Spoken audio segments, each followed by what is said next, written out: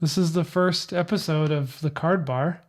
Card Bar. And the Card Bar. Welcome to the Card Bar. Welcome to the Card Bar. Welcome to the Card Bar. So my name's Nick, and this is... I'm Dan.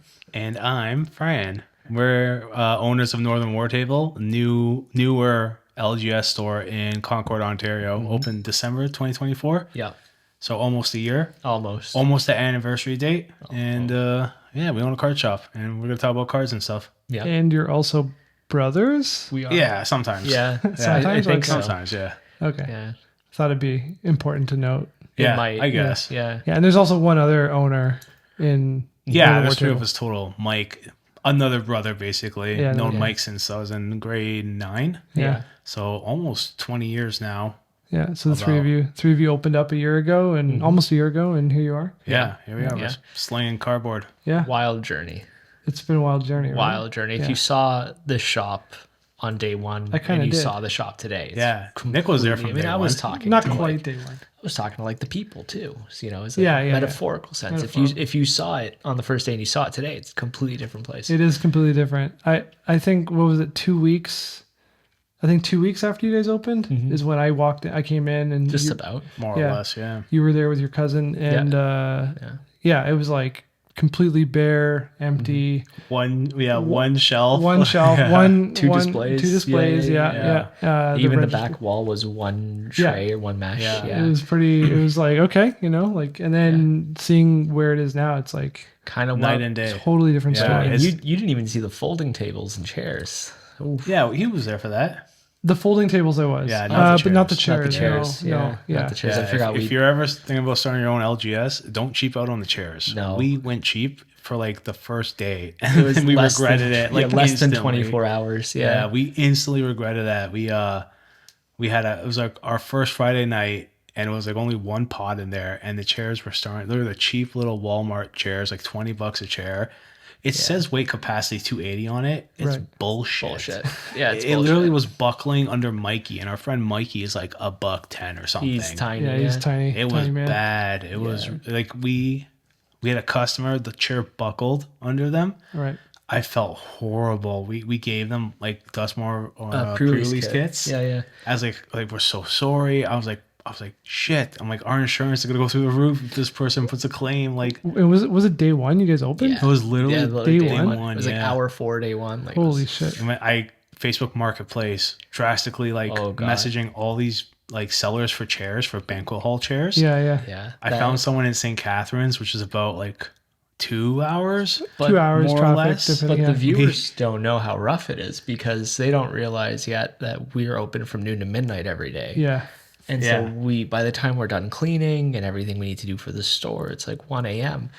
And so like Fran had sourced these chairs from St. Catharines Yeah. and we had to like wake up at 5 or 6 the next Yeah. morning to drive to St. Catharines. And when we got there wasn't enough space in the car for the chairs. It was so bad. And the chairs are metal if you've never been to the shop or seen pictures. And so like They're hefty. we were worried that they were going to pop out of the window in the back if we hit the brakes hard enough. Like, I had to pull over, take my sweater off, wrap it around like the metal part of the chair because Yeah. it kept like every time you hit a bump, would- you just hear ka-ting Yeah, against it's like just- the glass. Yeah, hitting the glass. Yeah. I was like, that thing's gonna bust on me. yeah. Yeah, That and was that's sketchy. like we were both bigger because we both like I was substantially bigger, so was Dan. So like our chairs in the car was all like my chair, the steering wheel was Pushed all like the way up. this. Yeah. I was driving like chin this. to dashboard. Like Dan was also like there was like a chair on his shoulder. Like Yeah. it was even the guy loading the car was like, this is a bad idea. Yeah.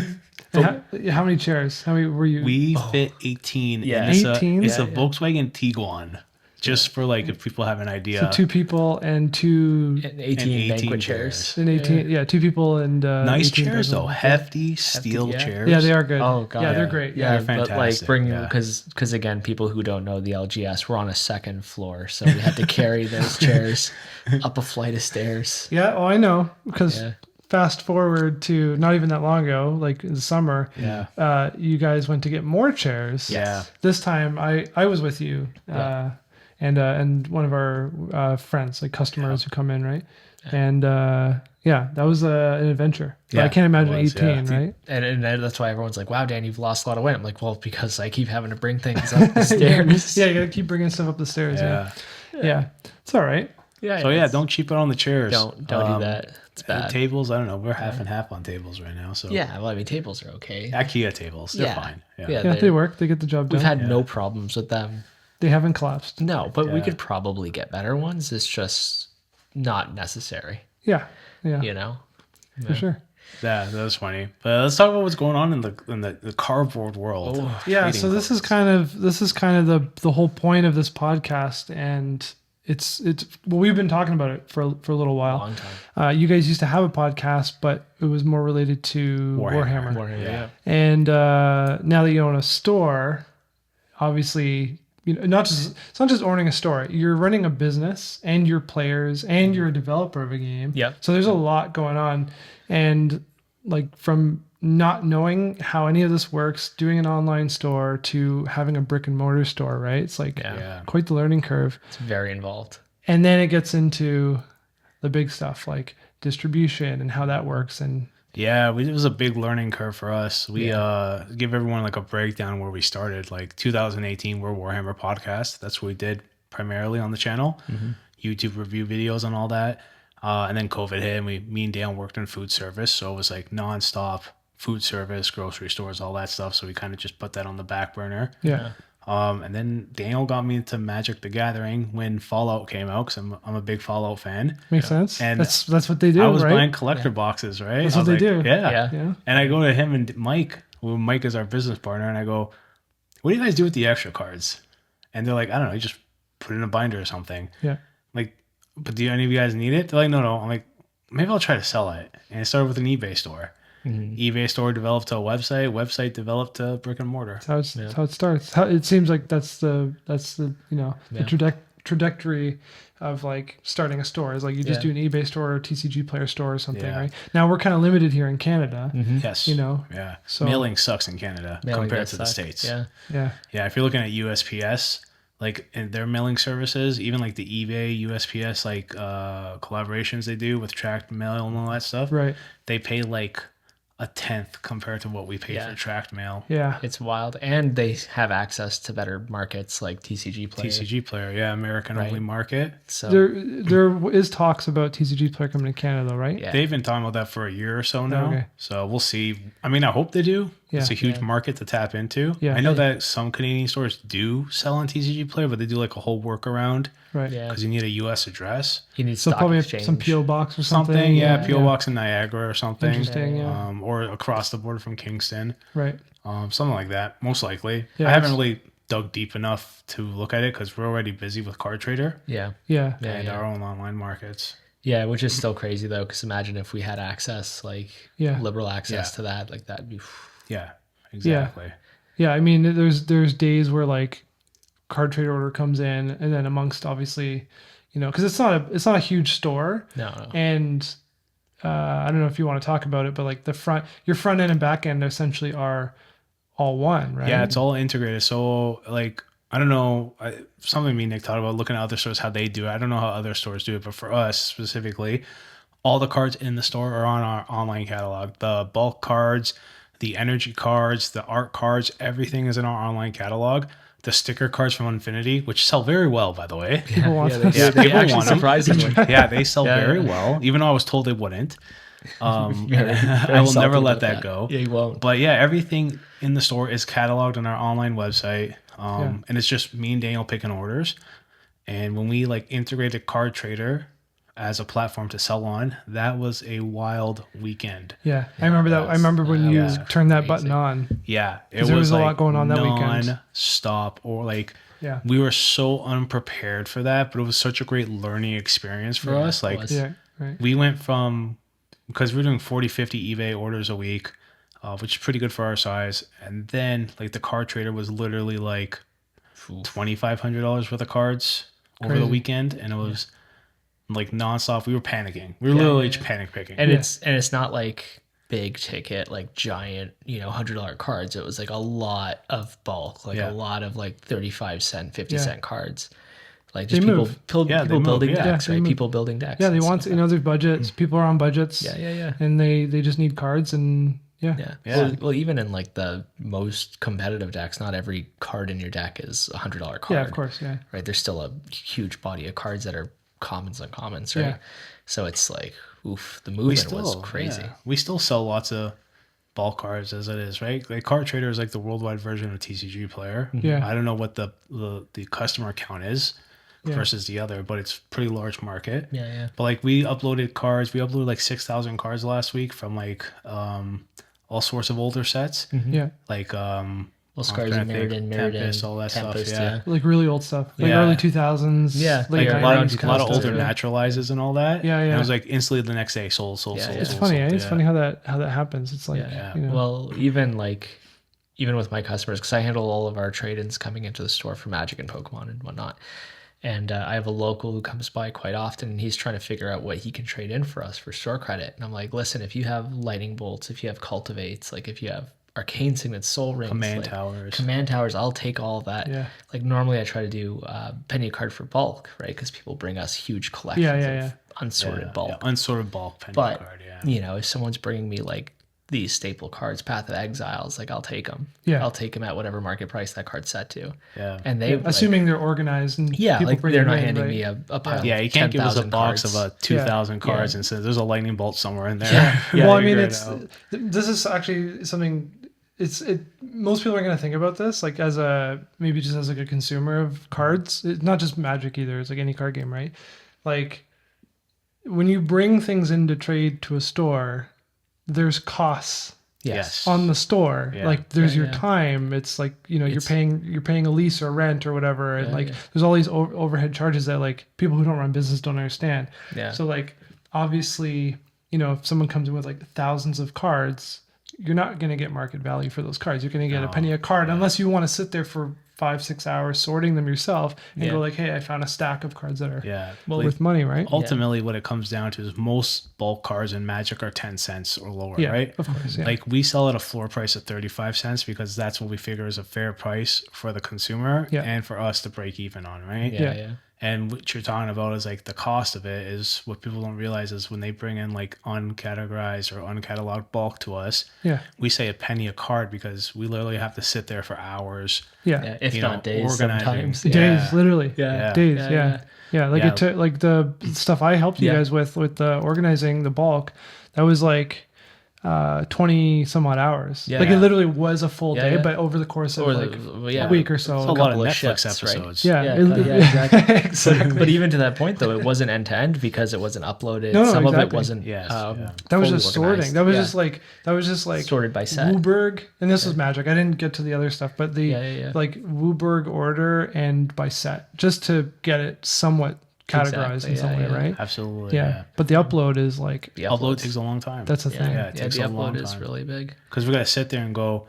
Like I'll spread through the cards real quick and be like, okay, these are going to all be moderately played. And we come to a point where it's like the whole stack is either LP or moderately played or HP.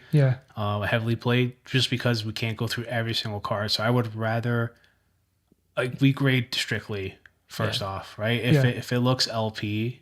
Like if it looks NM, if it looks near mint, but it's got a little ding on it, we go LP. Right? If it looks LP, but it's kind of like we go moderately. Yeah, near mint's tricky, right? Especially if it's been sitting in a box, like my stack of cards. I have a huge collection over here. Like bunch of them are in good condition, but like would I grade them near mint? Probably not, because they've been sitting in a box. Maybe they've been shuffled around. I've been pulling them out, scuff. Well, even to that point too, a lot of people play like naked draft, right? They're not putting their cards in sleeves when they're drafting. They're just kind of shuffling everything together. Yeah, that does happen, especially with newer players. So, you know, and then like a lot of the time that ends up in their bulk boxes because, you know, it's just draft cards. So they've pulled out what they want. But the whole point for us too is we strictly, like we grade stricter because we want to have the customer to get what they expect, right? Or better. Because it feels good as a consumer to order something that's moderately played and they look at it, which has happened to us before, and they message us and go, dude, this is not moderately, this is lightly played. Like, you guys are losing money. And we're like, no, it's fine, because I'd rather you be happy than you receive something and you're not happy with it. Because you know. But that's something you learned of course. through this experience, right? Because obviously mistakes are made and things get returned and people aren't happy. Exactly. Right. And that's just the nature of business.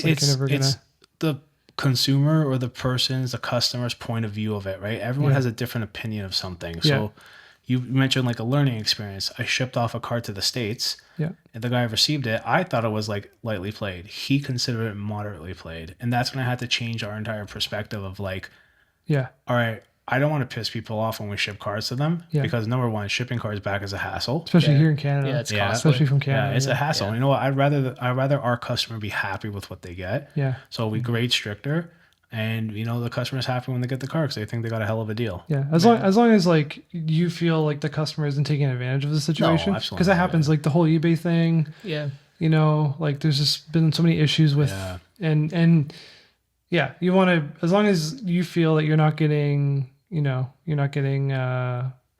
guess the worst of it, and you're not losing real money on it, you know. Now if it's a high-end card, it's a different story, right? Of course. Yeah. I mean, and that's another thing too, like even now we're talking about our pickup orders is taking photos of cards that go into our pickups. We haven't been doing that, but everything we ever ship, we always take photos of, and we send photos premaritably, right? Just be like, here you go.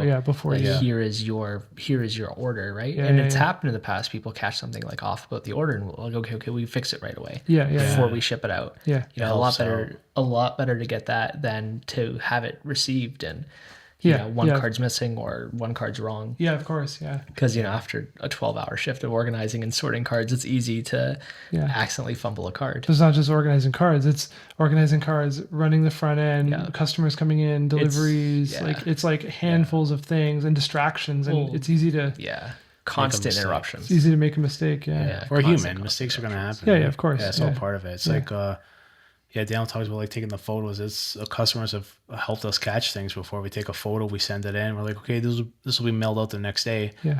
Now, that's supposed to be extended. We're like, oh my god, we're so sorry. Like, it's a good idea. It's a good idea to do that. Yeah. It's at what point though, like in the next stage of growth for the business, like if you have to implement it in the system, like for whoever, if you end up having employees, right? It's like building the system so that way it's constantly like consistent and fluent. Because if someone doesn't do that, like that changes everything, right? It's funny you mentioned that. Sorry, go on. I was going to say it's just like our card system right now because of the way we organize things, and you're familiar because you helped us organize. Everything is individually categorized by set. It's alphabetized, and then inside that alphabetical denomination, it's separated by its color content, and then it's separated further by its mana cost. Because it's really easy to pick orders to be like, oh, it's a 1-cost red card, boom, here it is. Exactly. Talking about like we are operating in a sense like me and Dale come from like a big corporate world, right? So we are trying to like institute policies in the store, even though it's just me and him. No, it was good too.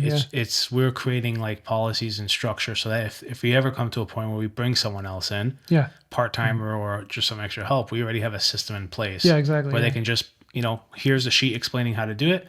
They just jump right in.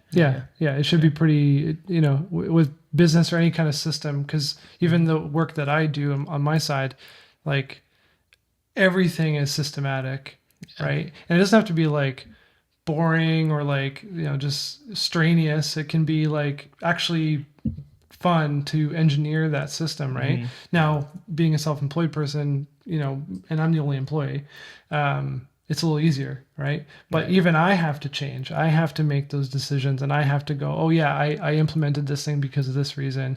I got to stick to it, right? So it's hard for people who don't understand that or don't have that way of thinking and framing. Like it's also like the nature, because I handle most of the front end work at the store, right? Fran handles most of the back end. You're literally the face of the store. You're the guy. I'm the guy. I'm the guy. But people come in and go, "Where's the guy I was talking? Where's the guy? Where's Dan? Where's Dan?" It's literally, "Where's Dan?" I was at the store yesterday. Everyone's like, "Where's Dan? Where's Dan?" And I'm like, expect I haunt the store, but the broader point is that these systems keep things easy to do and keep things like automatic, because people are going to constantly interrupt you. Everyone is like, and not a negative phrase, everyone's grabbing for your attention. People want to talk to you while they're there. People want to ask you questions about their favorite things. People want to know about things happening, coming up, or things in the past. Everybody has something to talk to you about or question you about or ask you about, because that's the nature of customer service. Well, that's a good point, because that's at least it feels here with the, the hobby stores that are in the GTA and GTA Toronto, Greater Toronto area for people who aren't from Canada.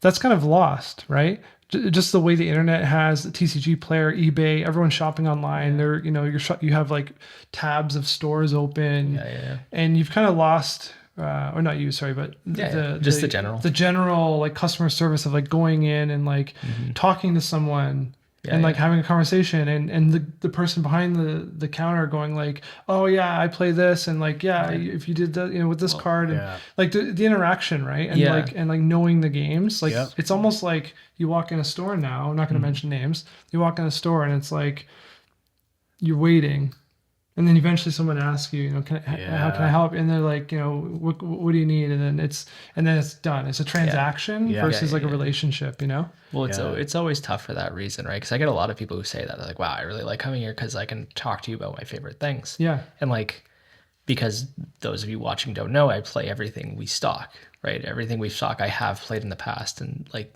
somewhat competitively. If not competitively, except for like card games like One Piece, because that's relatively new, or, Gundam. But like all the board games we carry are board games that I've played and I enjoy, or that I know people who enjoy and I've played with them. Yeah. Like Warhammer is a big part of our stock, and like Magic I've been playing forever now. And, it's when we opened the store, a lot of people came in trying to either play Magic with their friends, or they were just coming to check out new hobby stores. And we got them into Magic because we know about the game, and I have like 30 decks built for Commander. Yep. And so it's really easy for someone who's showing interest in Magic. I could be like, all right, the store's not too busy. Let's sit down. I'll teach you how to play. You can use like one of these simple decks I have, and we go through it, and then more people come in, and then you play in bigger pods, and then people get involved. And it's like really healthy. It has been really healthy for our growth to involve people. Yeah. And people are down, right? The biggest thing is that people are hesitant when jumping into new hobbies. Yep. And it's really easy for them to be like, all right, I'm in it, when you're there to support them. And like, I'm not talking about support like sell them product, but just to be like, explain simple things, right? Yeah, how many even lands? Just sit down. The fact is you're sitting down with people, like new customers, people who are like interested in learning something, and maybe they're missing, they don't have that face-to-face interaction, right? With at home or whatever. Like everyone's stuck on computers and their phones all the time, and like going into a store it's very intimidating, especially as like a younger generation. Sure. I can imagine.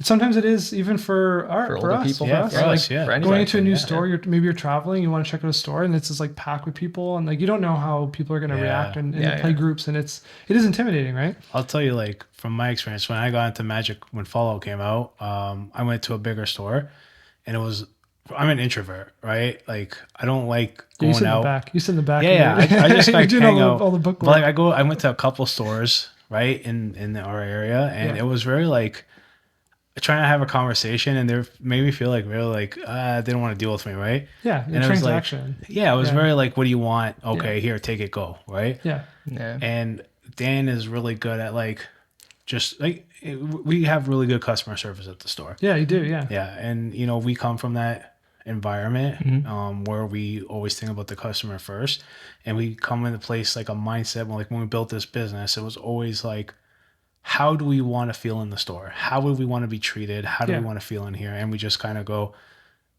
exactly like this. We want to feel welcomed. Yeah. It's actually really like it's funny.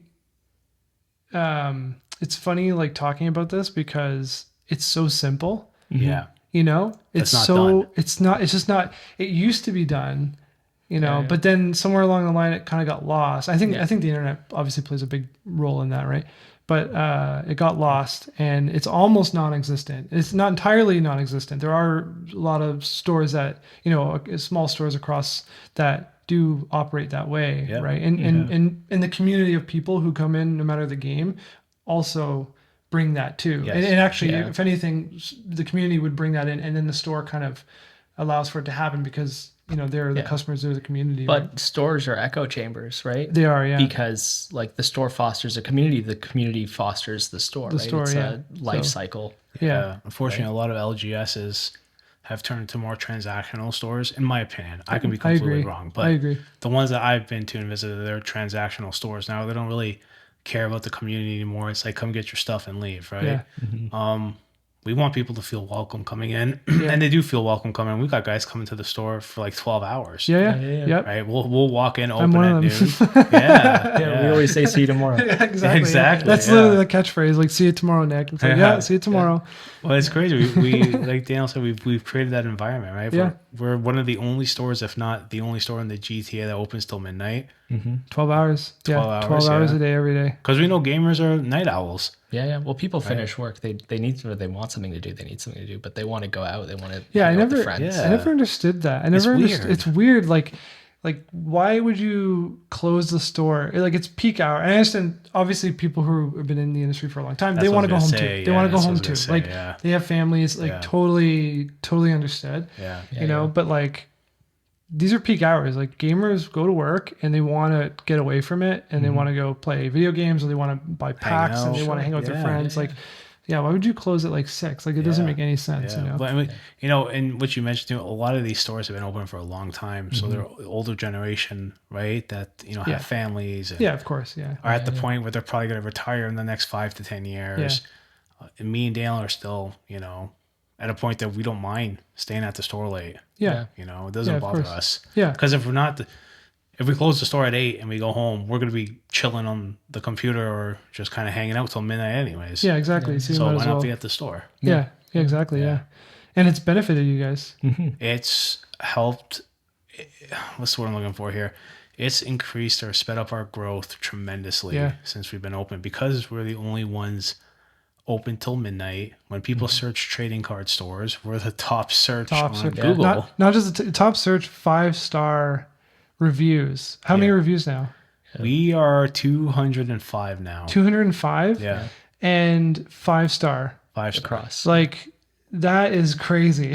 That's actually insane. I didn't realize it was over 200. I haven't checked it recently. We had like a big group come through on the weekend, and they gave us reviews, and we appreciate every review everybody gives us.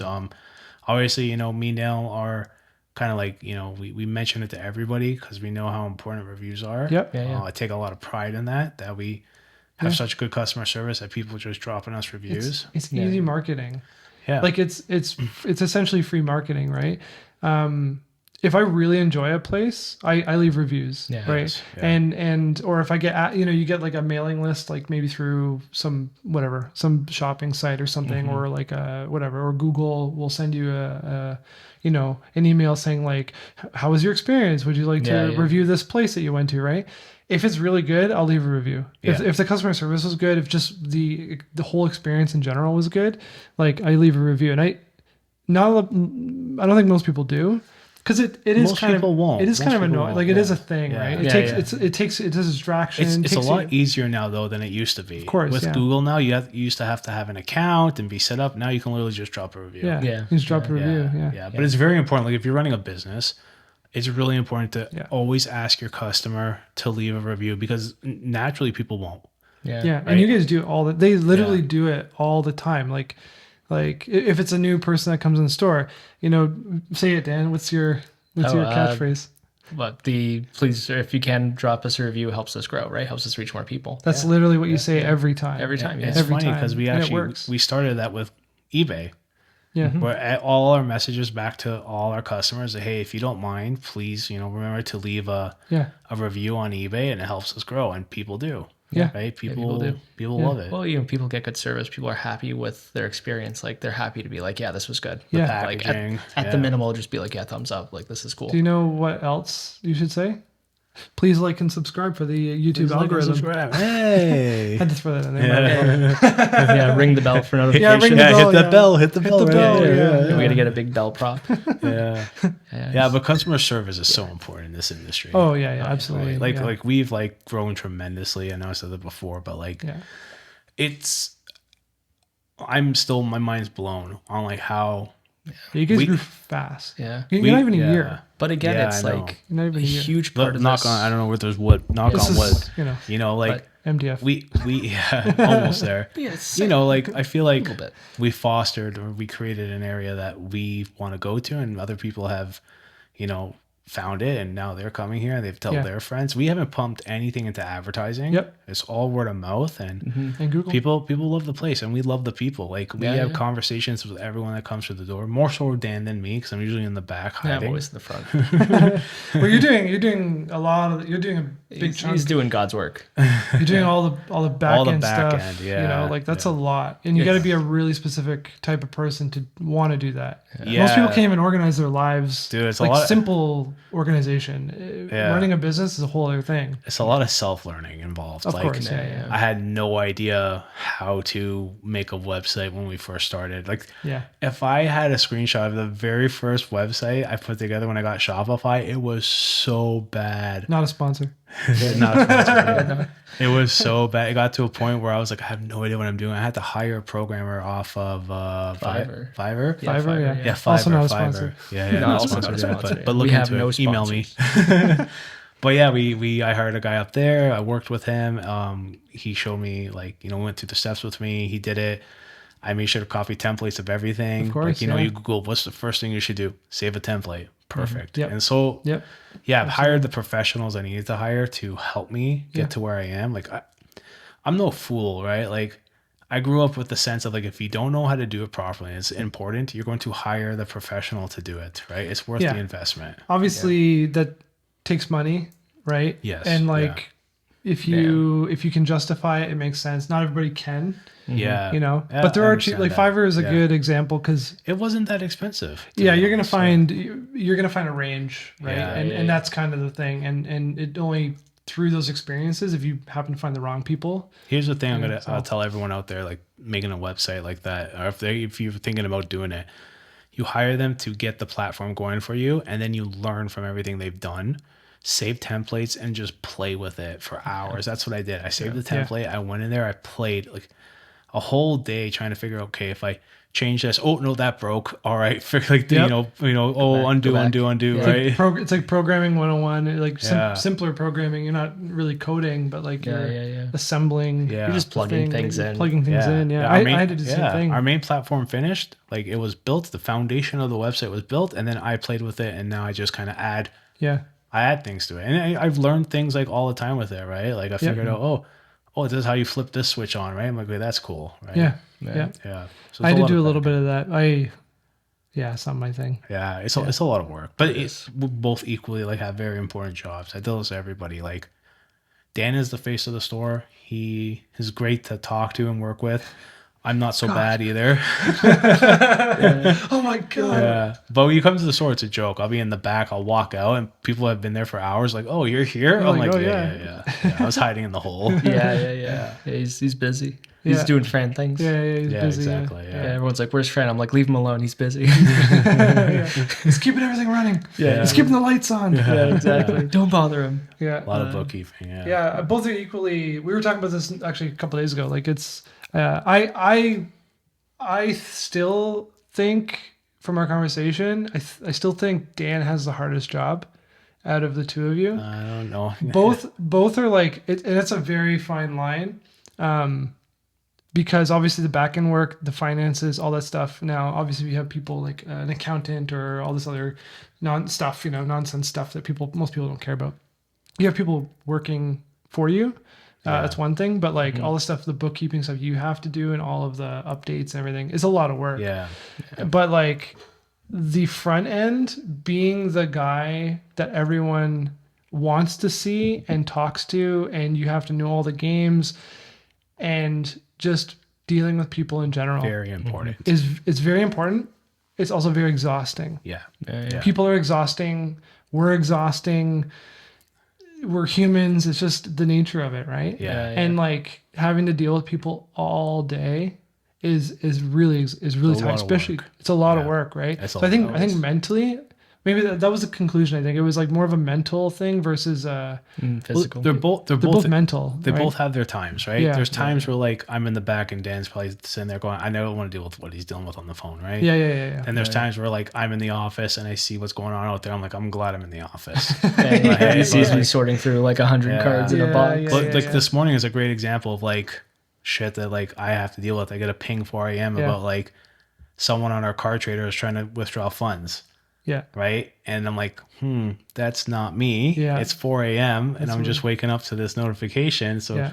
at 4 a.m., I got to wake up, go through, okay, what's going on? Okay, hit the authentication, see what's going on, right? Yeah. Like, start messaging help support. Hey, this wasn't me, right? Like, change the passwords, see what's like, I don't know. It's a lot of back and forth. I see what's going on a lot because I'm really checking emails and I'm checking Card Trader, then I'm checking my bank, and then it's like, what went wrong where, who's got access to what. Yeah. And then you realize it was just an error on their website. Yeah. So it was like 3 hours of work for nothing. But those are like trailable problems, I guess, because like it's pretty mechanical. Like, okay, there's an issue, and if you can problem solve, which you can, you have the brain for it. Sometimes it's pretty easy to find like where the crumbs lead, right? Yeah. I guess what he's doing is more like, it's really someone comes in with you don't know what you're being thrown, like you're constantly being thrown a curveball, and it's you're dealing with people. Yes. Yeah. So, and you're dealing with all kinds of people. Yeah. Right. Yeah. So I think that's more straining. It is, except for the month and a half I had to deal with the bank. But yeah, it was a lot of fun trying to figure out the whole bank situation we were in when we first opened. Incorporating a business is not as easy as I thought it was going to be. Yeah. With multiple, I want to say incorporating a business is easy, but with multiple partners, it's a hassle. There's difficulties. Yeah. The bank wants everybody involved, even though some people don't want to be involved, right? Yeah, it's tricky. I cannot relate because it's just me. Yeah. So and it's always just been me, which makes things easier, but not at the same time. Yeah, there's give and takes. Yeah, of course. Yeah, we talked about the business a lot. Let's talk about what's going on in the Magic world today, because since we are a Magic heavily store. So you came in and you were like, I got something to tell you. Is that what you want to talk about right now? No, or is that like I'll share it now because then we'll have to circle back to it. Okay. We drop our mail off every night, right? For online orders. Yeah. We were dropping out the post office. I'm like, you know what? We got a mailbox right outside the store. Let's just drop it in there. We've never had issues before. We don't have to drive, 15 minutes away anymore. Yeah. Yesterday, we dropped off an order. It was raining last night. It's been storming here in the GTA a lot. Like the last 24 hours. Yesterday was storming this morning. Yeah. We go to drop off the mail before we come here. Tonight. And what's on top of the fucking mailbox? The order we dropped off yesterday. No. Yeah. And the bubble mailer we put it in. I was about to put our letter in the mail and in the mailbox, and I look up, I'm like, that looks like the bubble mailer I use. And I go like this, and I grab it, and I go, this is our fuck. And I'm looking at Daniel like this. Yeah, I'm in the car, and I'm like, just put the mail in the box, because I didn't realize it's from the night before. I thought you just had it. Yeah, like, let's go. Yeah, I want to go home. I was so stunned. I'm like, the guy must have opened the mailbox, take the mail out, put it on top, and left it there. What?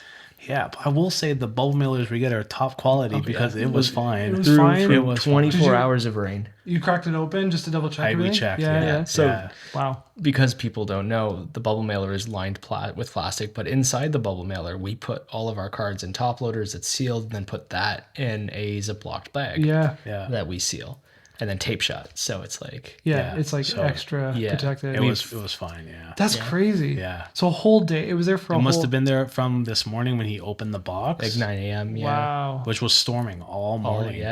Right? Yeah, great. And it was coming down hard today. I'm surprised it didn't fall off the box. I'm surprised it wasn't like it was a good quality bubble mailer. Yeah, the bubble mailer was fine. But why would they pull? I'm confused. Why would they pull? Because he probably opened the bin to take the mail out. Yeah. There was probably a lot in there, so he probably put it on top to close it.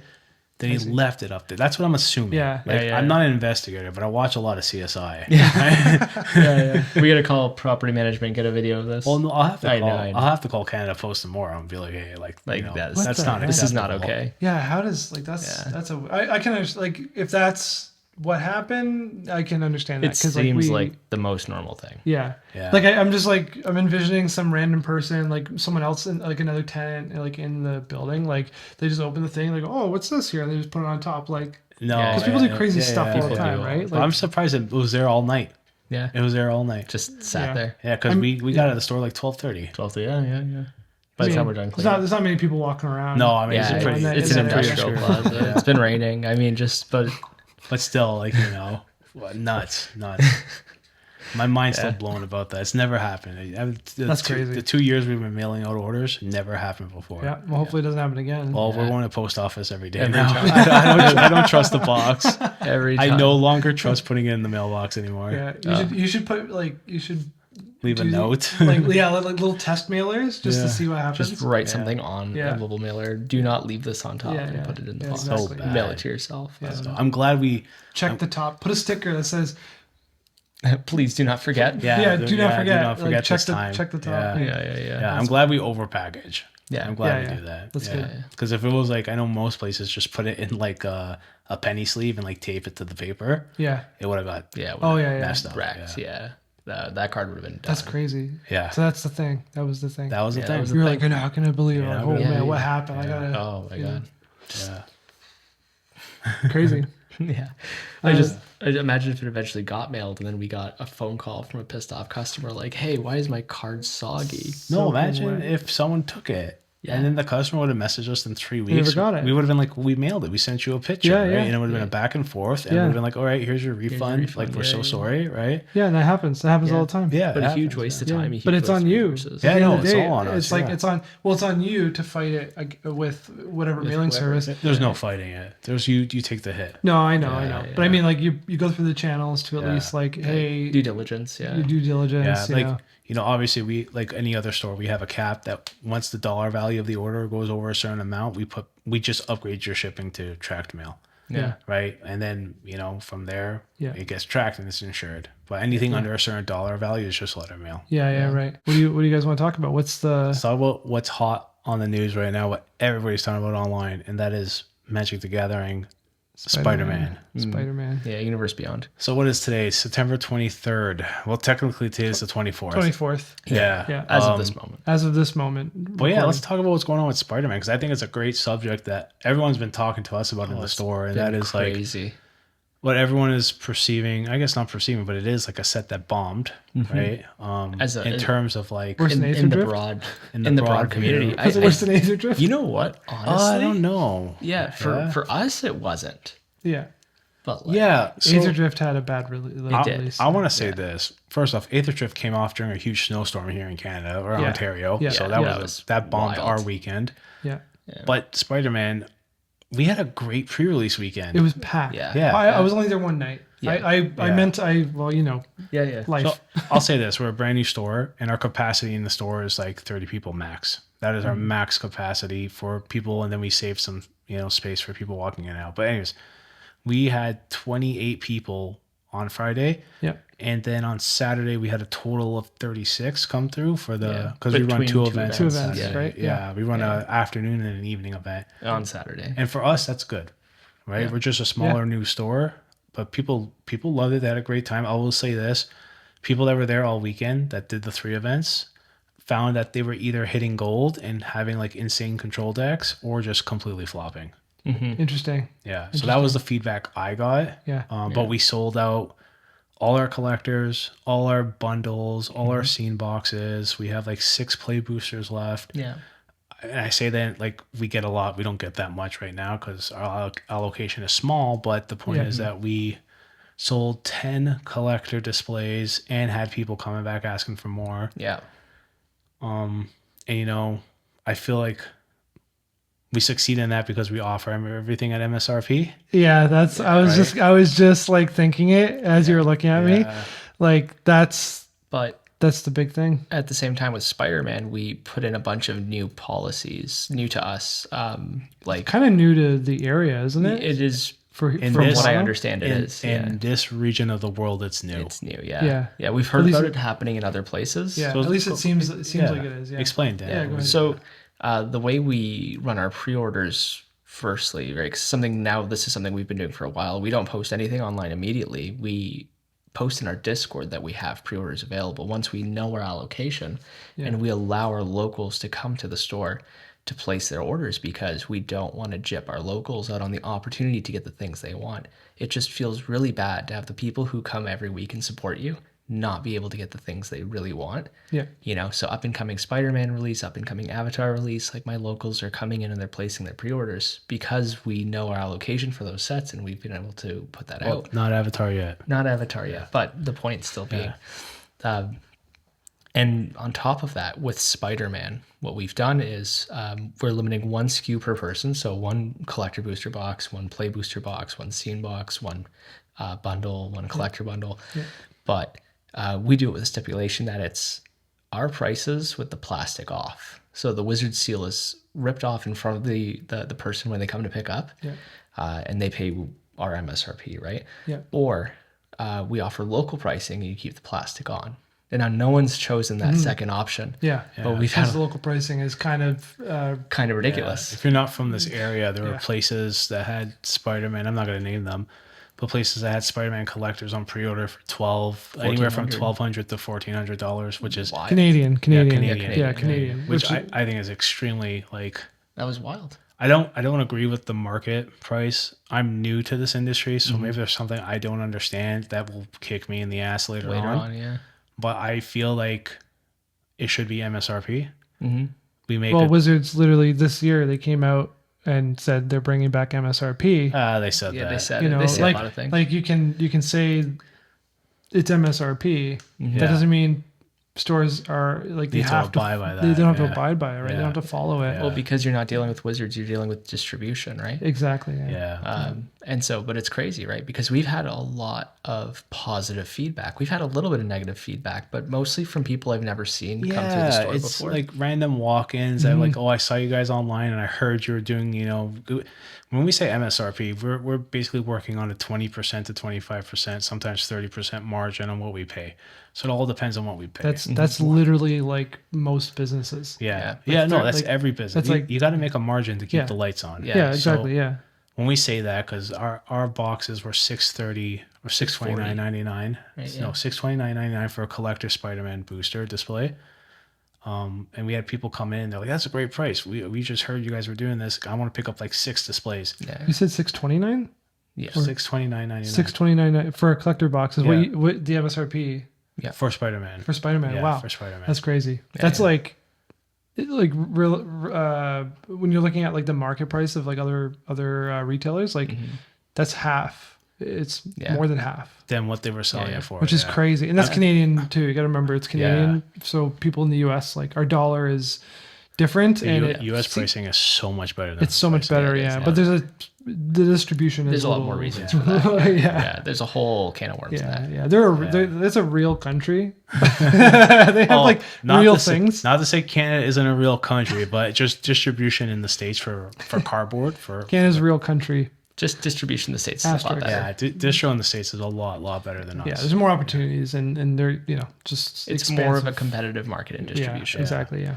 But the point is like we had guys come in that never heard of us before, but caught wind that we were doing that price. I don't want to say MSRP because we're probably like $30 higher maybe, but it's because of what we pay. Yeah. Right. Yeah. You're not, because your allocation dictates the price that you can pay, right? Like, exactly. Like we're new. You're not ordering pallets. Like, I guess for people that don't understand, like if a big store gets product, like they're getting, let's just say they get a pallet. A pallet is like however many boxes of cases. Yeah. Cases. Right.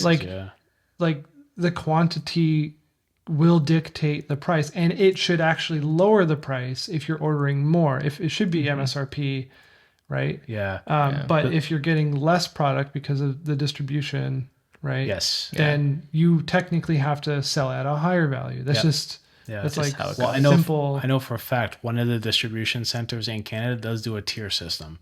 Right, where it's like the amount you spend, like you're like a silver tier, platinum tier, gold tier, right? And your tier depends on the discount they give you, right? Or sorry, it depends on how much you spend, and that determines your discount, right? Okay. So like for a fact, I know that some of the guys that are ordering 10 pallets of product are getting it at a much better price than I am. And then they're selling it at these that market ridiculous wild prices. Like Final Fantasy was insane. Final Fantasy was in. That was we were crazy. selling We sold Final Fantasies at $630. It was done within like 6 hours. But you didn't get much.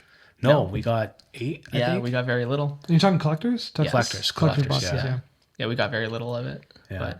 We know like one of our locals went to another shop, came to our shop, and I'm like, you guys are selling. You're selling those Final Fantasy packs at $7.99. The guys down the street are selling them at like $10.99, and we were like, huh? They're like, yeah, $10.99. I'm like, man, good for them. They're selling it, right? Yeah, Well, I can't like shit on their business. They know what they're doing. They're making money, right? Yeah. People talk about that stuff with me because I'm in the front all the time, and I just say, listen, that's their business, right? You are the front. Yeah. I am the store. I am the store. You are the guy. But yeah, no, that's their business. Like at the end of the day, whatever they do is their decisions. They might have reasons for why they do it. I don't know. It's probably it's business reasons. Yeah. Obviously, it's like it's overhead. It's literally not my business. Yeah. They may have 15, 20, 30 employees to pay, right? Yeah, of course. Yeah. I'm not gonna I have an opinion on it. My opinion is I think everything should be MSRP because that's what keeps the hobby alive. When the accessibility of the product is there and available for the players, and when the price is like, let's say Spider-Man,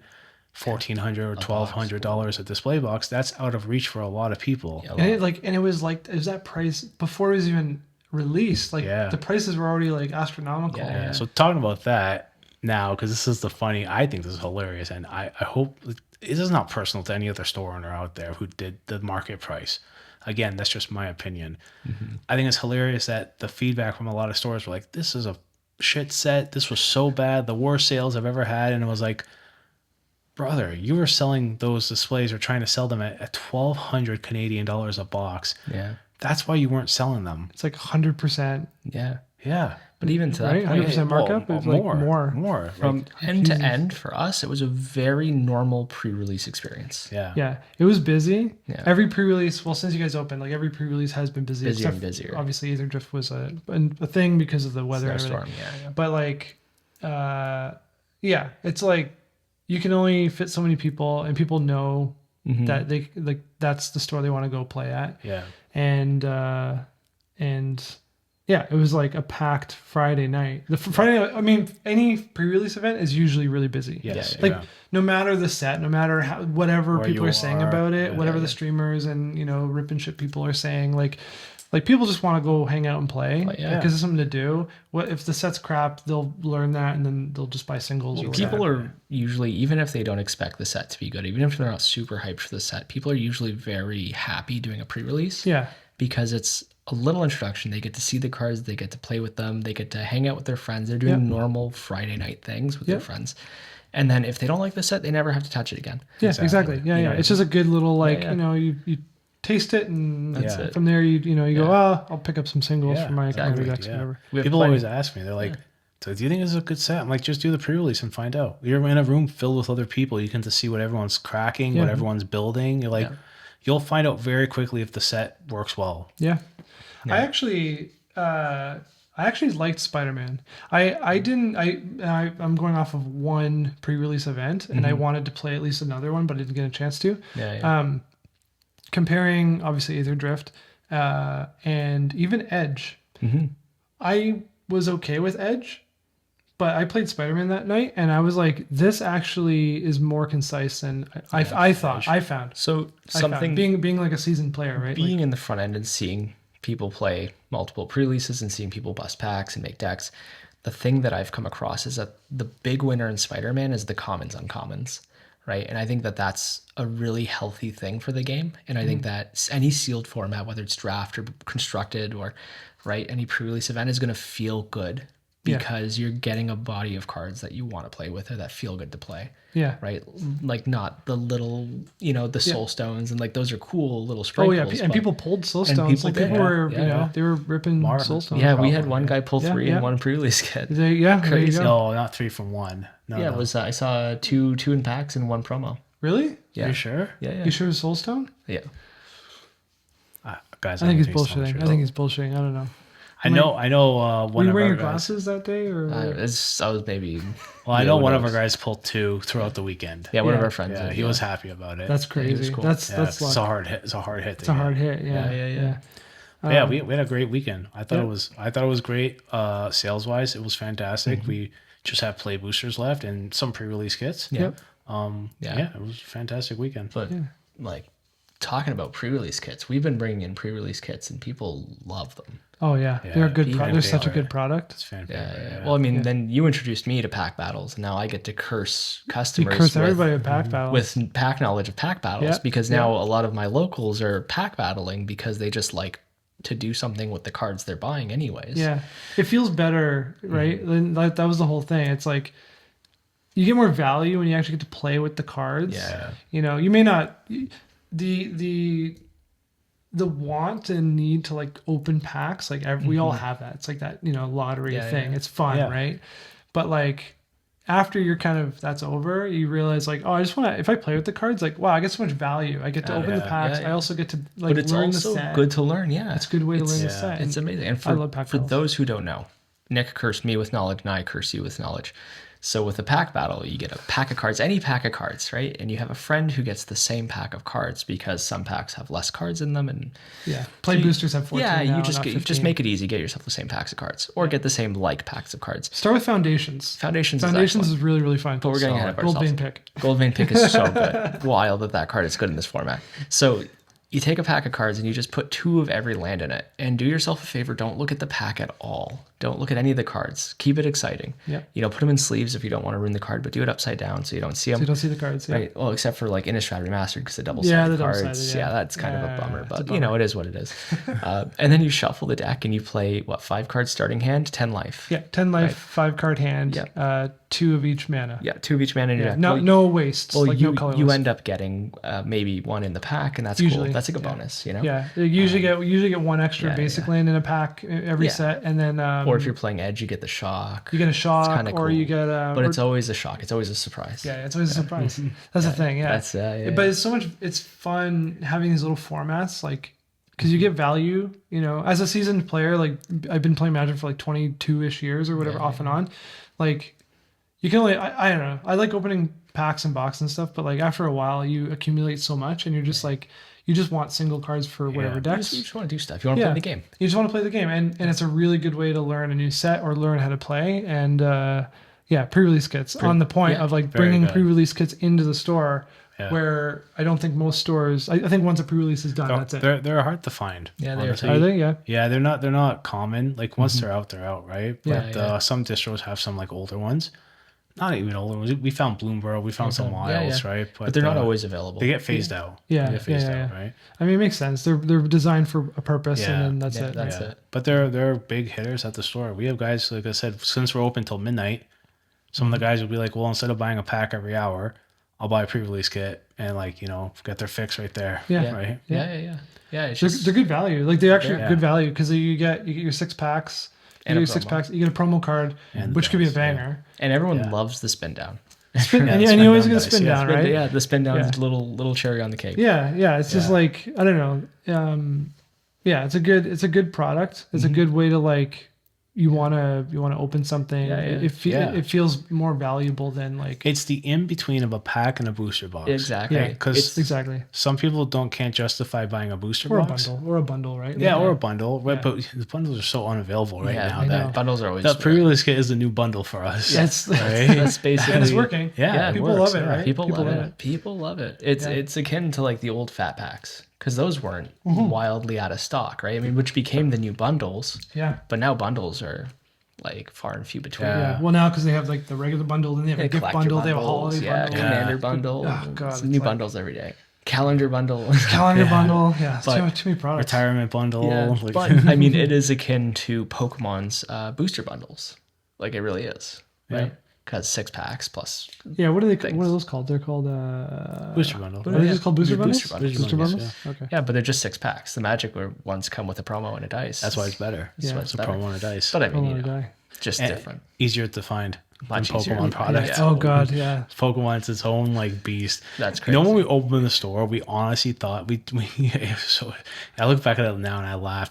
When we first opened the store, we looked at each other and went, we will never do Pokemon. Well, to be fair though, we did Pokemon when we were at eBay, and it was a terrible experience. Oh yeah, it was so bad. It was Twilight Masquerade, and the amount of, because of the nature of the Pokemon collecting community, the amount of messages we would get to like, how's the centering, where's the picture, like pictures of the corners. It really felt like I needed to send people PDFs of the cards. Yeah. Like wild amounts of information but not even for like big bangers for like $4 cards. Yeah, it would make sense if it's like a Shadowless something, Charizard, big or whatever, card in the set. big card, Yeah. or like a Magic Reserve List. Yeah. I've done that where like, can you send me a photo of whatever dual land? I want to take a look at it, right? And so I'm laughing because like the first time doing it, it was like the guy was like, take a picture of the back, take a picture of the corners. Take a picture of the front. Take you a have picture better of the corners. cameras. You Can you have get a better camera. lights? Can you put something Can you shine in a light? Yeah. It was miserable. It was And it was like for like $14 or something. And I was like, I looked at Daniel and I was like, this is too much work. We will never do Pokemon ever again. and here we are selling Pokemon. Yeah. Except you got the system. Well, you know what you need to do. We're mostly sealed. Like to be fair, like we don't rip Pokemon to get product in the store. It's strictly people will trade in. We'll sell the singles we get from trade-ins, and then we sell the sealed we get. Mostly medium hit stuff. Yeah, because they're constantly in and out. Right? We're a community store. A lot of couple collectors, a lot of young people. Right, we're not the store you go to where you're looking for the PSA 10 Poncho Pikachu. Right? Yeah, no grades. No, that's a whole. I was going to just bring that up. Yeah. Yeah, we don't deal in grading at all. Well, because it doesn't lean on our system well. Our system is based on TCG market value, and our cards stay up to date at that value. Yeah. So grading slabs are a whole different ballgame. And kudos to the guys that deal with slabs. That must be a lot of work. Yeah. And I'm not ready to put that type of effort into that. Yeah. No, I may never be ready. It's a whole thing. Like yeah. Cool. No, that's okay. But yeah, Spider-Man was in my viewpoint, my opinion of like what we went through. I thought it was a great weekend for us. Yeah. I thought so as well. I thought we had people still coming to the store, like calling us. Do you guys have collectors? Well, I had people call me today, and they were like, "Hey, you still have pre-release kits?" It's like, "Yeah, I've got a little bit." And sure, why? They're like, "I'll come by tonight. I'll be there." Nice. It's like, okay, cool, sweet. Yeah, no so it was great. We had a great weekend. It was fun. I can't wait for Avatar: The Last Airbender because I'm a huge. I know the old Magic guys are cursing me right now. It's not my Magic. And like, I mean, I'm one of those old man yells at cloud kind of like Spider-Man. I grew up with Marvel. I was excited. I actually got more excited when I started to hold the cards and see the cards because I was seeing like the Spider Universe cards. Yeah. And like the one I kept talking about was the Noir, right? What's that? The Spider-Man Noir or something? Yeah. The black suit, the symbiote suit. Issue 8, Original Secret War.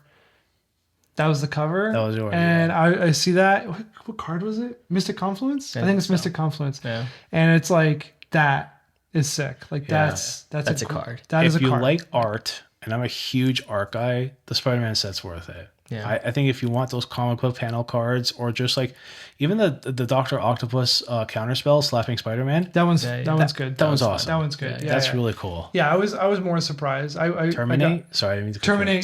Terminate. Yeah. I pulled a Reanimate's really sick, and Opposition Agent. Yeah. I pulled it was just like what was it? Infernal Grasp.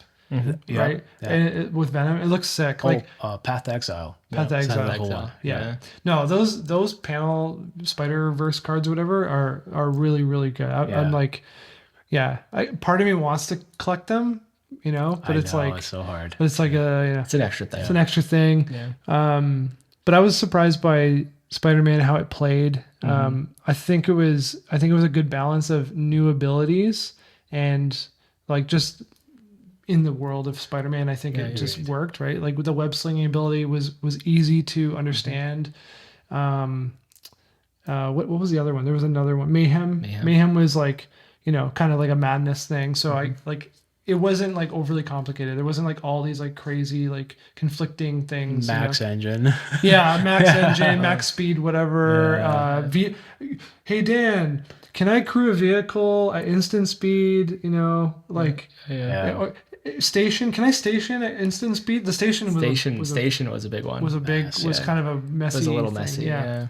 I'm glad I didn't have to deal with that. Yeah. I was in the back. I'm like, I'm going through receipts. Good luck. It's a lot. I mean, we had our fair ask of questions for Spider-Man, but it wasn't as redundant as it has been for other sets. Just from my point of view, like gut reaction, because I don't generally look into new sets like when they come out. Like I'll see like the spoilers and whatnot, a couple things here and there, but I try not to like dive into the whole set, especially when it's like, you know, release weekend or whatever. Yeah. I learned the set the moment I open that pre-release kit. Yeah. I'm old school that way. It was always that back in the day before pre-release kits even existed. It was 6 packs. Yeah. You know, here's your pile. Yeah, here's your pile. Yeah. And just that gut reaction, I was like, oh, this is actually like, you know, it builds well, it plays well, it was easy. It's a good way to get people in, which is the whole point of those, you know, IPs. Those IPs, right? We've got a lot of new players walking through the store. I mean, we saw that with Final Fantasy before Final Fantasy, right? We see that with Avatar now before Avatar. Final Fantasy was the whole thing. But a lot of people who are just not involved in the hobby are interested now. Yeah. We saw it with Fallout. We see it with all the Universe Beyonds. Yeah. I got into Magic because of Fallout. Yeah, because of an IP. Store started because of Fallout. Exactly. Yeah. Mike, I got Mike in with Warhammer. There you go. That's true. There you go. So you guys literally are the, you know, you're the customers that they, I mean, I've been playing Magic for a long time. I am an old man. Kudos to Wizards. See how they got me? They got me with Fallout, and now I'm just buying tens of thousands of dollars worth of products. But that's the store now. That's the advertise. The advertising is like, oh, I've been playing Magic for a while, and I know Mike. He likes Warhammer. Let's give him the Warhammer deck, right? Yeah, that's true. My brother is Fran. He likes Fallout. Let's give him the Fallout deck. You know, and now we own a store. It's interesting how like the whole process, like with the IP, refer a friend, man. Refer a friend. Right? That's like, all it is, just reference. No, which makes it extremely hard circling back in full circle when the prices go crazy. Yeah, that's the thing. I'll be honest with you. If I got into Fallout, when I was buying Fallout, I think they were $400 a collector box, and to me, I thought that was fine. When Mike and Daniel explained to me what a collector box was, I was like, that's cool. Perfect. I love collecting. If I had tried to be introduced, or if they had tried to introduce me to the game and Fallout boxes were $1,200 a box, I would have flipped them the bird and told them, fuck you, I'm out of here. I'm going to go back to playing World of Warcraft, right? Like, no way I'll be spending that kind of money. That's a lot of money. Like, money. Well, $1,400 a week. Money. What's the average paycheck? Like gross here, like $800 a week or something like that. I don't. Was the average salary in Ontario like 62,000 or something? That's what they say. No, but just anyways, as an example, you know, it's not. Don't. It doesn't matter. Imagine a guy makes $250,000 a year. You think some people are not gonna? Not most people are not gonna drop more than $1,000.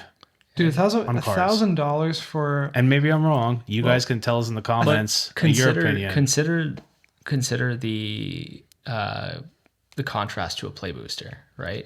Yeah. What Spider-Man play booster $240 for a box? Yeah, for a box, right? But you get 30 packs. Yeah. Right. But a collector pack. But your hit rate of all these fancy. Yeah. Well, you don't get cards. You don't get the fancy things. It's true. But I'm just saying, comparatively, right? Because you get 12 packs. Yep. Possibly the fancy cards. You usually get 2 rares per pack now. Yeah. It's not. I don't think it's always that, but it's like, you know. But don't compare apples to oranges, though. No, but what I'm saying is, if you want to play the game, just get the play booster. Yeah, you get the play booster. If you want to collect the fancy fold cards, get the collectors. Well, I guess where I'm going with this is that there is like a community thing because of the hit rates and collectors. Everyone's like, oh, you got to get the collectors. Yeah. But yeah, sure. That was like, but that's what they're doing, right? Like, the collector, you can name it a collector box, and you can say, oh, it's for the collectors. But we all know people want the fancy versions of the cards. Yeah. Right? Like, so many people want the fancy version. Yeah.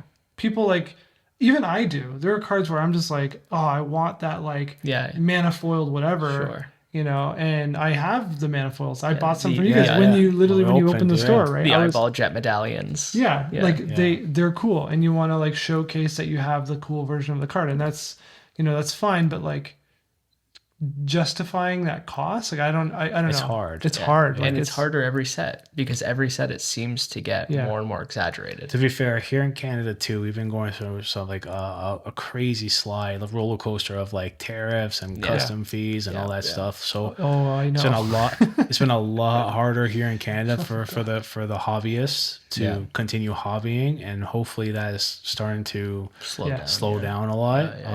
Yeah, there's a shift. There's an economic shift. It's been going on for a while. It's a very large boat, and it takes time for it to turn and for people to catch up, their lives to catch up to the things.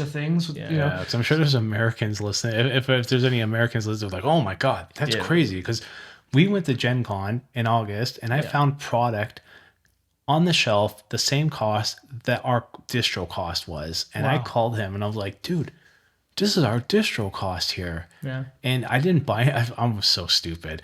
I was like, I'll wait for Sunday. Yeah. And Sunday was too late. Even the distro cost, even in a USD, like USD. Converted. It was our distro converted. Yeah. Wow. So for example, Yeah, I crazy. think on Thursday at Gen Con, they were selling Edge of Eternity booster boxes for $120 US, which converted to like $10 or $15 cheaper than what I was paying at distro. Yeah. Because our distro cost, I don't know if I'm allowed to say, so I might not say it, but it was cheaper. You can do the conversion and figure it out. It was cheaper than what I was paying at distro. Right. And I was like, yeah, wow. That's I was crazy. like, I need to come to the States more often and just buy product. Yeah, there's more complications. There's more, obviously you own a business, you cross the border, they're going to charge you taxes and all that. Yeah, there's a whole other thing, But right? it was just kind of like, it's an eye opener. It was just crazy to see. It was crazy it's an eye to opener, see. right? To see like that. Do you remember 2 years ago when we went to Gen Con and we found those March of the Machine boxes for like $60? Oh, That was wild. This is like we we were bought online. those before we were a store. I bought that for me. Yeah, But March of the Machine, like full. booster boxes. Yeah. Play, It wasn't the epilogue ones. No, it wasn't like the no, weird. it wasn't Aftermath. No, It was no. like regular, normal March. Yeah, Okay. set boosters, March of the Machine, and they were selling it at $60 US. Sorry, this is the chair.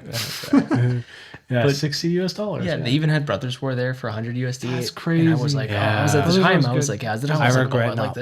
I got two Lost Caverns of Ixalan collector boxes for $300 US each That's at the time. crazy. Yeah. Yes. I had a lot of fun opening them. Yeah. That's what's led up to the dinosaur. The dinosaur Yeah, deck, dinosaur deck, the infamous dinosaur Packs deck. of God. Lord of the Rings and things, but you find all kinds of Yeah, stuff. yeah, of course, yeah. Massive, crazy. massive Yeah, it was event. nuts. It was absolutely nuts. So Yeah. we have a tougher time in the hobby here in Canada than the guys in the States do. The guys, girls, whatever in the States. Plus, to talk about Gen Con and lean on this just a little bit, like they have access to the better cons. Yes. And so it's like, Well, like I said, Canada is like this. Well, how many major cities up here in Canada, right? Like, yeah, It's like You know. two. Yeah. really, really. You don't want to. Toronto, Vancouver. and not a sponsor, but if you ever get the chance to go to Gen Con, try it out if you like tabletop. You guys are trying to get me to go. It just I know. Dude, the 85,000 people this past August. And the Insane. Sunday was really busy. It was awesome. Yeah, It was great. Sunday's yeah. not usually very busy. It's Sunday fun. was It's really expensive. It's Yeah. an expensive trip. Yeah, of course. Yeah. But it's fun. busy. It's an annual thing. Yeah. You do it once a year. Yeah. No, it's cool. If you can make it, if you can do it, justify it. It's good, especially as a store. Like you have to now. You have to. I mean, I've been going for a little bit now. Yeah. But and then I brought him onto it. Well, it was great harassing all Ultra Pro and God, the Ravensburger team. And They just see us coming every day and be like, not team. these guys again. You're like, where's our product? The Ultra Pro people wanted nothing to do the with poor me. girl at Ultra Pro. She was like, Actually, I'll give you guys a little bit of backstory. When Final Fantasy was announced, Ultra Pro had pre-orders through our distro for play mats, sleeves, deck boxes. Mm-hmm. I pre-ordered a ton of it because I knew it was going to be popular. We had them, and if you're familiar with it, we were selling deck boxes at $5, mats at like $22. Because I mentioned if you're familiar with it, because if you look online, the mats are like $60, $70 now. crazy. Yeah. they're crazy. So I called distro and I was like, I've never done accessories before. It doesn't say it's allocated product. Am I okay?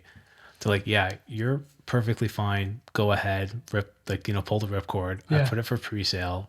All sold out as expected. Immediately. Yep.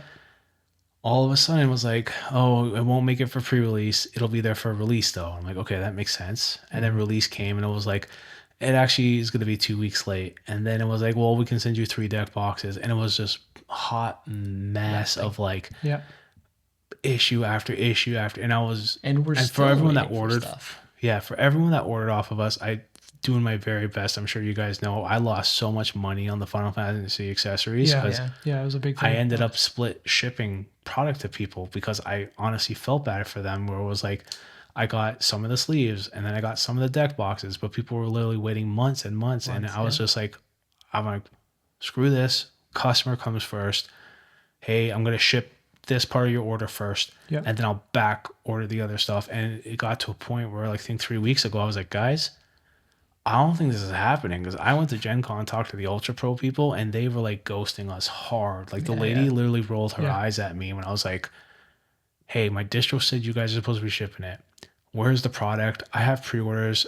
I need to know what's going on. Just tell me the truth. And she was like, just like, oh, well, we're working on it. We're not sure. And this isn't a cashier. This is a sales rep for this Ultra was Pro. the regional sales person. They're at the biggest. Yeah, we're not harassing employees. They're at the biggest convention ever, and they're like there to sell their service and product, and like, and they can't even answer a simple like, where's our product? Off. Yeah, she was blowing us off hard. Yeah. Now I'm going to tell you something really funny though. Okay. So if you don't know this, Ultra Pro actually lost their agreement with Wizards of the Coast. They're no longer the provider for, as far as I understand, they're no longer the provider for the accessories. They've now branched out to companies like GameGenic, which makes fantastic gear, by the way. Their stuff is awesome. And they've reached out to another company, I think Ultra something. I can't remember the name, but they've reached out to multiple companies. So it's not just one company making Final Fantasy accessories now. It's multiple companies. Interesting, yeah. That's probably smart. I got an invoice today.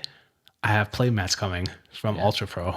Finally. Final Fantasy? Final Fantasy. Whoa. So now this week I have, so what I did was, because it was so long down the pipeline, the product missing, I had emailed everyone and refunded them the missing items because after a certain point, banks won't do refunds, right? Yeah. So I refunded them everything. I kept a spreadsheet of everyone's name, and now I have to start from like the first order and contact these people individually and say, hey, like I have the playmat. Do you still want it? Yeah. And I'm going to lose even more money because I'm going to ship it out. It's just the playmat, right? I'm not going to charge them for shipping because it's not their fault what happened. It's on us as a company where like we put the pre-order up too early. Yeah. And it's a huge learning experience for us. Yeah. I will never do that again. Yeah. But yeah, we're getting some playmats tomorrow and I'll reach out to people and start shipping them out. How behind is it? It's September 24th right now, so what is it, like 4 months? Yeah. Right? 4 A months whole fiscal quarter. Final Fantasy was June, right? June, July, August, September. Yeah, 4 months. 4 months. Yeah. Kind of crazy. Kind of wild. That's insane. Absolutely nuts. So obviously you guys aren't the only ones that this has happened to. No. So it's a deal. Hence why the change with Wizards and Ultra Pro, right? Mm-hmm. Yeah. When I heard about that, I was like, that's wild because Ultra Pro's been number one for a long time. Yeah. You know. Yeah, they've been the guys. And to be fair, like their products, like the Eclipse, is it the Eclipse or the whatever? The Apex sleeves. Those are awesome. No, they're great. Yeah. So like they're like, and I can't recommend them enough to people, but like they're so good. I don't have a problem with their product. I just now, as a store, like as an owner, we were like, do we do Spider-Man accessories? And we opted to not do Spider-Man accessories because we're just like... It's good that you did, right? Yeah, I guess, because all of this happened all of the build-up. Right at Spider-Man, essentially, right? Yeah, so it's true because the Spider-Man gear doesn't come out till end of October for stores. By GameGenic. Yeah. Yeah, it's GameGenic version. GameGenic's coming out with the Spider-Man. But at the same time, like... So again, if you own a store out there, you can tell me your experience with accessories. But I find that if the accessories is not there for the pre-release weekend, the hype is gone. Yeah. Like unless someone's like a true fan, like we ordered a ton of we ordered $3,000 of Edge of Eternity accessories. $2,900 worth of Edge of Eternity accessories is sitting in the store. Yeah. Unsold that I'll probably have to put on sale and try to blow out. Yeah. And it's unfortunate because they're actually really cool mats. Nice. And all the sleeves are Apex sleeves. It's good quality. Everything is great. I've told people that, like, just being in the store, like, conversations start, you're there, right? You start talking to people. And I go, like, these are literally, like, the best sleeves. Best sleeves, if you wanna drop a little extra cash on them, like, they will last you for a very long time. They're very, if you guys very are interested, northernwartable.com. I still got lots. Not a sponsor. not sponsored. Yeah. Still got lots of sleeves and play mats and the alcove deck boxes are awesome. Shameless plug. That's what it is. Yeah. I mean, whatever. I'm shameless. It's all right. Yeah. But yeah, it's a crazy experience. I will do accessories probably sometime in the future, but it's hard to justify spending $3,000 on something when, especially with Ultra Pro, and I hope GameGenic is different and the other guys are different. Just the future experience with any. But the thing was with Ultra Pro, you didn't get to see what the product looked like until about a couple days from release. Yeah, they even did that with Final Fantasy though. And Edge of Eternity. And Edge of Eternity. Sorry, that's what we're talking about. But that's why the holographic play mats, I think they're nice, but they're not as nice as like the land mats ones. Yeah, well, because the regular ones are the planets look gorgeous. Yeah, that's what I'm talking about. The land mats. Yeah. If they were full art, not the like zoomed in scoped ones the or whatever. schematic. Because the Apex sleeves are the same art. As those mats, but I agree. I like the original mats better. I think actually when I see people play, I know there's a couple customers that have them. They have those mats. They don't have the other ones, right? Yeah. Agreed. Yeah. It's just, I mean, the foil ones are cool, but like, the planets look good. A lot better. Really in my opinion, they look really a lot because it's like the difference between like a full art and not full art land. Like you kind of want the full art lands, right? The borderlands are not ugly, but unless they're from, pre 2000 retro. But the retro lands in Innistrad looked good, but like but they would have looked better if they were full art. Yeah. They had full art cards. They did. But I mean, like the old retro full arts that you get in like but it's absolutely insane how that part of the business works with accessories and whatnot. And we're a small store, so we don't have the space to really fit all that. Yeah. I wonder, is that across the board, that issue, or is it just a Canadian thing, do you think? With distribution? I didn't see much of that. When we went to Gen Con, I didn't see much of the sundries. So I'm assuming that even in the States, they probably had when he says sundries, he means accessories. Accessories, sorry. Yeah. Which is an old industry we used to work. We call I know. They call accessories sundries. Sundries, I know. It's But I don't know. I know it's weird. It's new for us. That's new for us. For sure. That was a big one. Yeah. Pre-orders are tricky. Tough, man. They're tricky. They're hard. Even right now, I'm still learning because like with Bandai, for example, as a store, you got to apply to these events months in advance. Yeah. I like the new One Piece set sail learning event that's coming out October 4th. Yeah. I ordered 3 cases of product, which a master case is 12 displays, or 12 units, sorry. So I should be getting 36 units. I'm approved for the event a long time ago. So Bandai has said, Northern WarTable, you are hosting this event. I go, great. I'm just this week. We're about 2 weeks away. Let me put all the tickets up. The tickets are selling like crazy. Very fast. I'm like, I didn't get my allocation yet. Was this a smart idea? Yeah. So I cut the tickets down to 12, and I'm like, I should at least get a case. So now I'm banking on, am I going to be allocated at least 1 case of this product to host the event? And did I just shoot myself in the foot? And is this like this is another massive learning experience. Yeah. But what sucks for us is because we're so hesitant and we're so like reliant on waiting for allocation to get product, I'm afraid to post this stuff online. Well, but like it's either you're afraid to miss the boat or you're afraid to fall off of it. Yeah. But I mean, this is the thing. This whole industry is like based off of hype, right? Yeah. So it's like, some big set comes out and it's just like you want to be able to be one of the first ones. I mean, everyone gets it at the same time pretty much, but like you want to you just want to put it out. You want to put it out, you want to have it available, especially for a pre-release event or whatever. Well, even just not even for the hype, but the longer that the information's available for people, like the more orders you get over time, right? If you have orders up for 4 months, you get more than 2 weeks, but at the end of the day you just want product on the shelves. Exactly. And if you don't get the product on the shelves, and then it's delayed a week and the hype, well, there is hype, right? Like the hype's gone. But at the same time too, I want to be able to offer it to my local customers and not have them miss it because like we miss allocation, right? Yeah. You know what I mean? And if they've ordered it from us, they're expecting to get it. Yeah, that's good customer service. That's just like what you're supposed to do. The bare minimum they bought from me and I sell it to them. Exactly, but in the case that we're unallocated, right? Then what do I have to tell them? Like 2 weeks before releases, sorry, I don't have it for you. You have to now scramble to find it. Like that feels bad. Imagine going to like a grocery store and there's nothing on the shelves. No. And you just stand there and like you go like, I want to order a bag of apples and order, and they're just like, not today. Not today. Or you pre-order the bag of apples and you can't get it. You can't get the apples because there was a drought. Because there was an apple. Because there was an apple problem. Order a pizza and the guy shows up with nothing. Yeah, nothing. Sorry. Tells you in a few more months you might get a pizza. Yeah, you might get a pizza later. I mean, that's kind of how it feels. The world. Yeah. So wild. That's what we're living in. I know. No, that's my life. It's like Nick. so.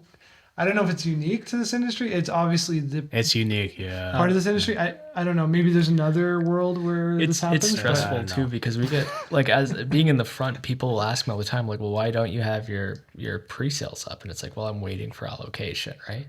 Yeah. And they don't understand it doesn't click in because they're not on this point. Well, because there's store A, B, C, and D already pre-selling products. Exactly. Why are you guys waiting? Yeah, exactly. And we're new. A lot of whys, eh? Yeah. A lot. That's the thing. You guys get a lot of whys. Oh yeah. Like even with the pricing because of the MSRP thing, like why is it so cheap, guys? Like, what did you do to like? What's wrong with what's it? wrong with this? Like, it's it's funny, But I mean, I think talking about this stuff is good for people. Like, and we're pretty open about talking. No, you are, people. Which you like, even being in the store and like the conversations you have with customers, especially new customers, and they'll ask the why or whatever, and you straight up tell them, you go like, we just don't get it. Like we don't have an allocation. Like Pokemon is a good example. It happens every time. All the time. Every night. Literally every night. The phone call every night, 10 p.m. Are you open? Do you have Pokemon? But people appreciate the honesty, right? Yeah, no, like last night I had guys come through. They're like, man, that's a bit expensive. And I'm like, well, this is what I paid for it. And they're like, are you sure? I'm like, I'll show you the invoice. Like, I don't mind, right? Like, this is literally what I paid for it. I'm only making 25%. So it's like, I understand, like, there's items that we skip out on because we're like, that's going to be, we have to price it at such a high, like unreasonable. Yeah. And we're just like, okay, we won't get that. It's like balancing out, like, a customer complaining about this thing being super expensive, because of whatever reason, and like you just having at a reasonable price that might be a little bit more or whatever. Like, it's explaining it to people is also exhausting, right? Like having to for people and education. Yeah, the guys that came by yesterday for Pokemon, that's like, there's like, is that why you don't have any of the new stuff on the shelf? I'm like, yeah, because when we get it, we're selling it at like pretty much MSRP. Yeah, I'm like, it's gone. Yeah. We can't look at black and white. Yeah. Black and white was gone fast. And people still come in and ask me like, hey, do you have black? And it's like, no. I wish I did. It's all gone. Yeah. Right? It's gone. Yeah. Kind of crazy. Yeah. It's a different world for us. I don't know. Well, gents, you want to wrap it up, or is there anything else? Let's wrap up episode 1 because I think it's like 3 in the morning. It's pretty late. It is 3:40 in the morning. And I gotta open the store. Oh no, 2:40. Sorry, 2:40. 2:40. Okay, thank God. It's still pretty. It's not too bad. But is there anything else? Like, is there anything else you wanted to? No, I think that's it. We're just honestly, like, what this podcast is, guys, is just us shooting the shit. Talking about what we talk about in the store and just recording it and just reliving our everyday. Yeah. But if you guys have anything like you want to ask us in particular, just post in the comments below and like we'll hit it up in another episode and we'll talk about it. Yeah, we'll talk about it. Anything you want to know, just mention and I think that's it really. Yeah. I don't work at the store. No. I'm just a guy. But Nick's our guy. Nick's the guy. I do things. He does these things. Yeah, I do this kind of thing. a little plug. If you haven't been to Northern WarTable, we are in Concord, Ontario, 8888 Keel Street, Unit 23B. If you're coming our way, we're the south side of the building on Keel Street. I know some people say it's a little hard to find, but just Google it. You'll get directions right there. And don't go through the train yard. Don't go through the train yard. God, the train yard.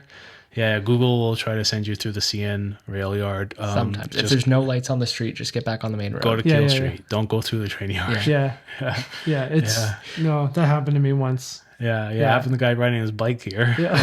And he did it. He did it. What a champ. He was like, this was a sketch way to get here. I'm like, that's private property, brother. You don't want to ride your bike through the train yard. It's funny. It literally, it's like, no, this Google was like. Yeah, Google does it. It was like, no, it's a, this is a real, like, Google's like, I'm the way. boss. Yeah. Exactly. Stick to the main roads. Yeah, that was a sketchy drive. Just come off the highway. If you're coming off the highway, come up Keel, like turn in. That's it. Yeah, exactly. Concord, North Toronto, North York. Yeah, North York. GTA. If you need a place to hang out, we're open midnight every day. Come on by, say hi, check out what we have, check out our website.